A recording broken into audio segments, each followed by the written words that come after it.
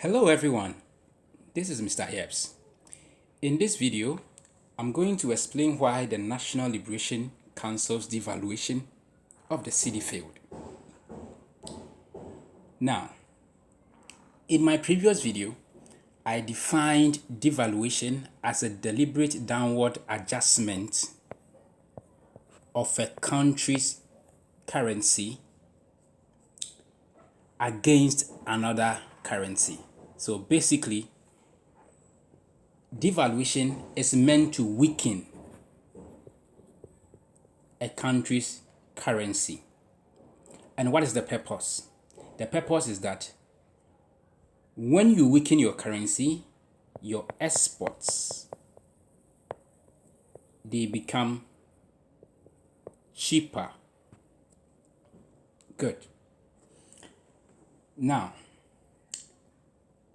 devaluation is usually done to correct what we call trade deficit. Okay? Now let's come here. The National Liberation Council was in power from 1966 to 69. All right? And under this period, they embark on a devaluation exercise.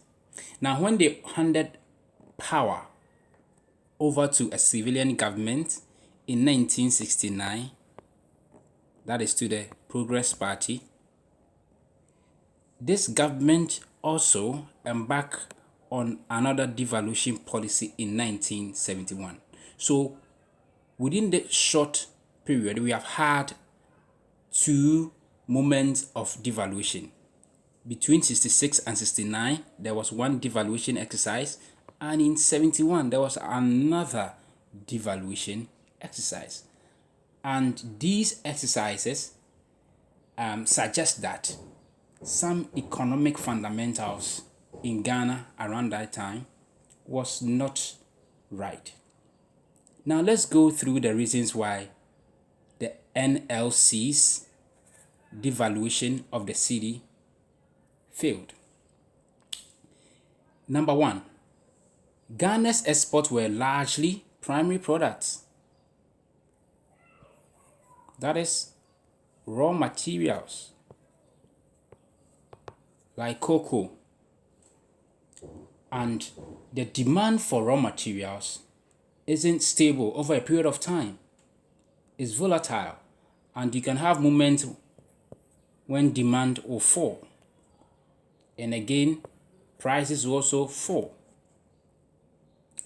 So, even though we had weakened our currency, making our exports cheaper, the demand for primary products or raw materials was not high as compared to the demand for manufactured products and prices for manufactured products.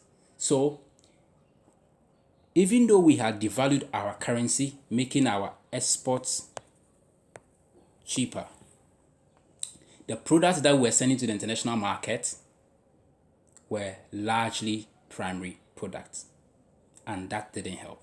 The second factor is price instability for imported products. Now, before the country devalued its currency, some products, including sugar,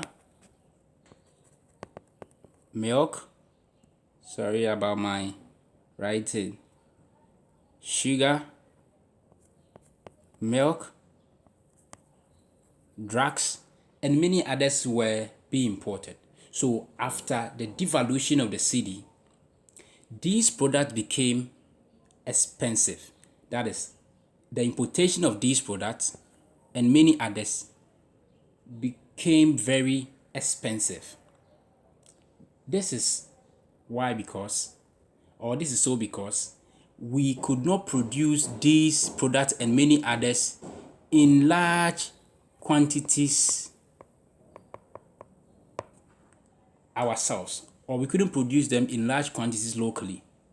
So when these products were imported after the devaluation, their prices increased, and hence the ordinary person on the street couldn't appreciate the devaluation of the currency because prices skyrocketed.